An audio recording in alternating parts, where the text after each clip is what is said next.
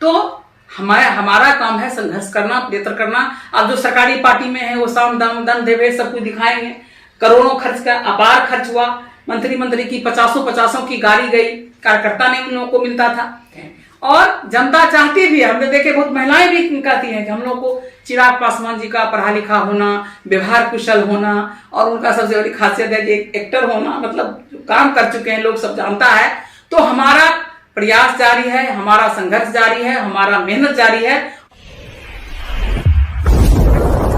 नमस्कार, आप देख रहे हैं धा न्यूज और मैं हूं अभिषेक मिश्रा। इस वक्त हम लोक जनशक्ति पार्टी रामविलास की कद्दावर नेत्री, बिहार सरकार की पूर्व मंत्री रेणु कुशवाहा जी के साथ हैं। और जाहिर तौर पर अगर रेणु कुशवाहा जी के साथ हैं तो राजनीतिक सवालों पर चर्चा होगी और उपचुनाव से जुड़े हुए राजनीतिक सवालों पर चर्चा होगी। मैम, सबसे पहले तो आपका स्वागत है। और जिस तरीके से लगातार आप व्यस्त रही इस पूरे उपचुनाव में, आपकी पार्टी व्यस्त रही, पार्टी के राष्ट्रीय अध्यक्ष चिराग पासवान और आपकी पार्टी ने पूरी ताकत झोंकी दोनों सीटों के लिए। पार्टी का जो दावा है कि हम दोनों सीटें जीत रहे हैं, कुछ बदला है या दावा अब भी वही है?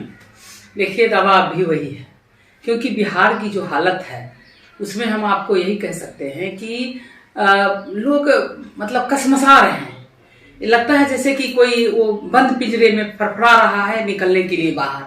तो इस चीज के लिए अब उसको एक अवसर मिलना चाहिए, और अवसर की तलाश में है, अवसर नहीं मिल रहा था। लेकिन बहुत ही खुशी की बात है कि बिहार के लिए, कि बिहार में हमारे राष्ट्रीय अध्यक्ष श्री चिराग पासवान जी जैसे नेता, युवा और एक्टिव, मतलब वो चाहते तो मैं आपको कहती हूँ उनके लिए लाल कारपेट बिछा हुआ होना कोई बड़ी बात नहीं थी, वो रह सकते थे।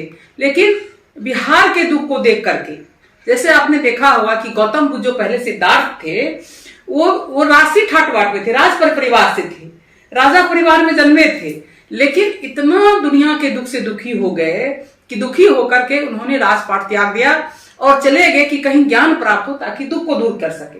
और आप वही देखिए, मिलाइए तो चिराग पासवान जी जो हैं, एक तरह से जब उनके पिताजी एमपी थे, एमएलए थे, मंत्री थे, तब वो पैदा लिए, तो आजकल कहिए तो वो राजघराने में ही पैदा लिए। लेकिन इसके बावजूद भी जब वो बड़े हुए, पढ़े लिखे और देखे कि दिल्ली, महाराष्ट्र, मुंबई में हो रहा है कि लोग बिहारी को मतलब बिहारी गाली समझते हैं, उनकी प्रतिभा, हालांकि पूरे दुनिया में उनके प्रतिभा का कोई जवाब नहीं है। आज बिहारी टॉप करते हैं, फर्स्ट हर चीज में जी। लेकिन उनका न कोई सम्मान है, न मान है, न इज्जत है। और इतना होने के बावजूद भी आज भी पेट की आग को बुझाने के लिए, अगर देखिए कोई अपनी प्रतिभा दिखाने के लिए चांद पर भी जाए तो कोई दिक्कत नहीं है। लेकिन दुख होता है कि ये बिहार, जो ये वो बिहार है जहां नालंदा विश्वविद्यालय था, सोचिए शिक्षा का कैसा केंद्र था।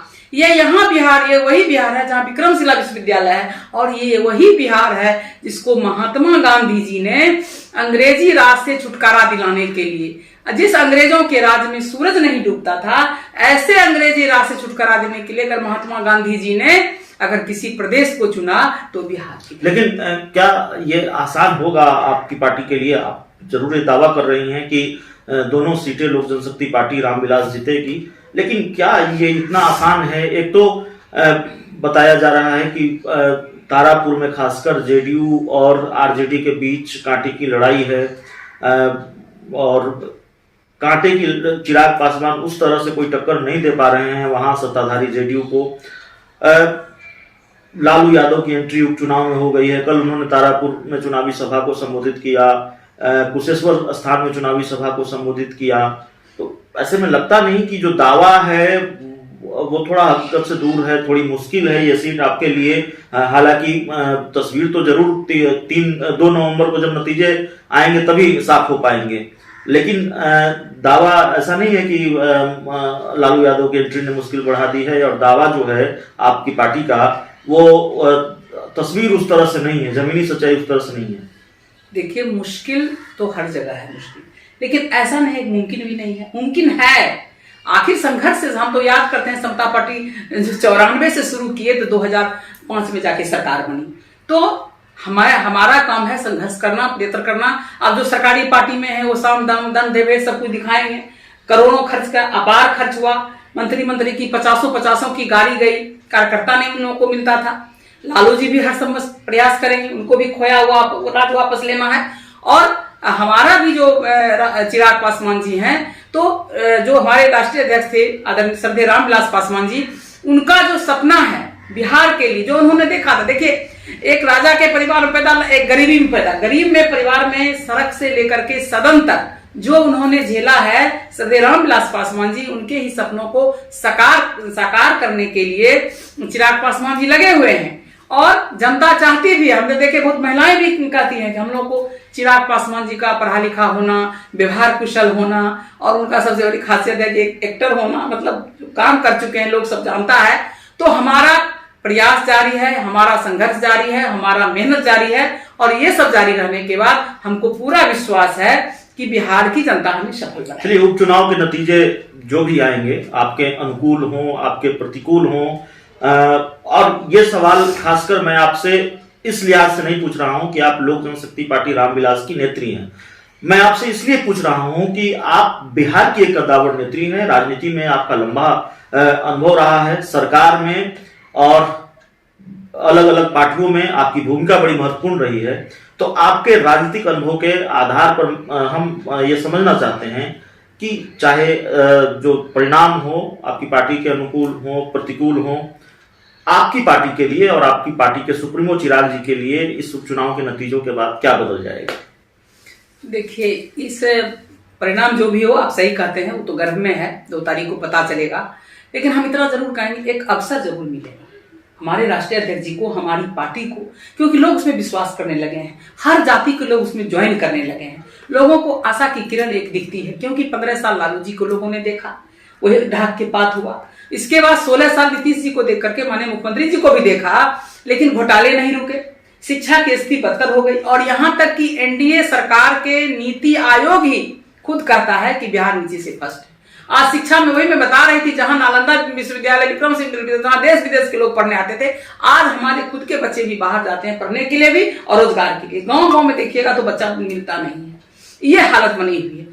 तो उन्होंने जो हमारा राष्ट्रीय अध्यक्ष एक सपना देखा है बिहार फर्स्ट, बिहारी फर्स्ट का, उसको पूरा करने का अवसर मिलेगा, और उसको हम लोग पूरा करके ही दम लेंगे। और जब तक बिहार फर्स्ट, बिहारी फर्स्ट का सपना पूरा नहीं होगा, तब तो हम लोग ये दिन चैन से नहीं बैठेंगे। जैसे महाराणा प्रताप ने प्रण लिया था कि जब तक मुगलों से आजाद नहीं कराएंगे, रोटी नहीं खाएंगे, सोने के बर्तन में खाना नहीं खाएंगे, बिस्तर पर सोएंगे नहीं, वैसे ही हमारी पार्टी के नेता चिराग पासवान जी ने प्रण किया है कि जब तक हम बिहार को इस कुशासन से मुक्त नहीं कर लेंगे, बिहार में शिक्षा, स्वास्थ्य, कानून व्यवस्था को स्थापित नहीं कर लेंगे, हर एक गरीब के घर में, अमीर के घर में, कोई भी हर एक युवा के, नौजवान के हाथ में रोजगार नहीं देंगे, तब तक एक दिन भी चैन से नहीं बैठे। तो आप कह रही हैं कि लालू राज में जो स्थिति थी वही तकरीबन वही स्थिति नीतीश राज में है। लालू यादव ने तो एक तरह से आपको ऑफर किया ही था साथ आने का, चिराग जी को ऑफर किया था।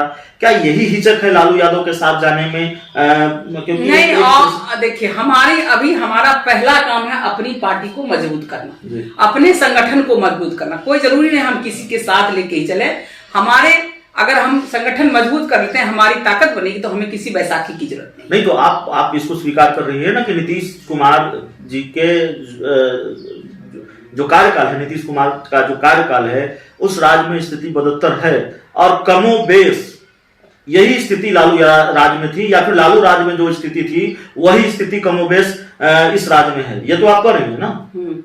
तो मेरा सवाल यही है कि क्या इस वजह से भी हिचक है लालू यादव के साथ या आरजेडी के साथ जाने में? क्योंकि एक परसेप्शन बनेगा, बिहार फर्स्ट, बिहारी फर्स्ट की बात कर रही हैं, और लालू यादव और राबड़ी यादव के शासनकाल को लेकर एक धारणा बनी हुई है कि वो शासनकाल अच्छा नहीं था, कम से कम जेडीयू और लालू के जो राजनीतिक विरोधी इसको भुनाते रहे हैं। तो आप भी हिचक रही हैं लालू यादव के साथ जाने में इसी से? देखिए, राजनीति तो संभावनाओं का खेल है, ऐसे मनुष्य का अगला पल कोई नहीं जानता है। राजनीति पर उनका भी अगला कदम, अगला पल क्या होगा कोई नहीं जानता है। लेकिन इतना अभी हम जरूर कहेंगे कि हमारी पार्टी, हमारे राष्ट्रीय अध्यक्ष चाहते हैं कि अभी अपनी हम पार्टी को मजबूत करें, संगठन को मजबूत करें, उसके बाद हमारे साथ कौन आएगा, कौन जाएगा, कौन रहेगा, कौन नहीं रहेगा, वो हम लोग बाद में तय करेंगे। अभी उस पर कोई चर्चा नहीं। एक आखिरी सवाल है आपसे।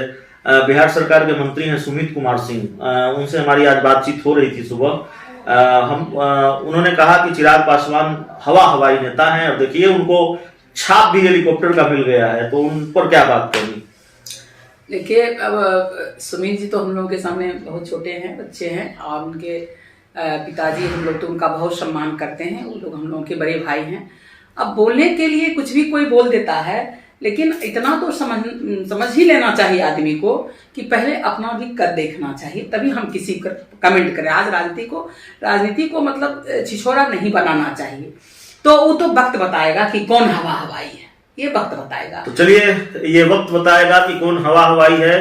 बिहार की कद्दावर नेत्री और खासकर लोक जनशक्ति पार्टी रामविलास की कद्दावर नेत्री, बिहार सरकार की पूर्व मंत्री रेणु कुशवाहा जी से हम बात कर रहे थे, और बड़ी बेबाकी से सवालों का जवाब इन्होंने दिया है, और इसी तरह सवालों के जवाब देती भी हैं। अंदाज और मिजाज यही है इनका। कुछ सवाल थे जिनके जवाब तलाशने हम आए थे, और खासकर उपचुनाव से जुड़े हुए, उपचुनाव के बाद जो राजनीतिक सवाल पनपे थे, उनके जवाब तलाशने की कोशिश हम लगातार कर रहे हैं। तो इस इंटरव्यू में इतना ही। बहुत बहुत धन्यवाद।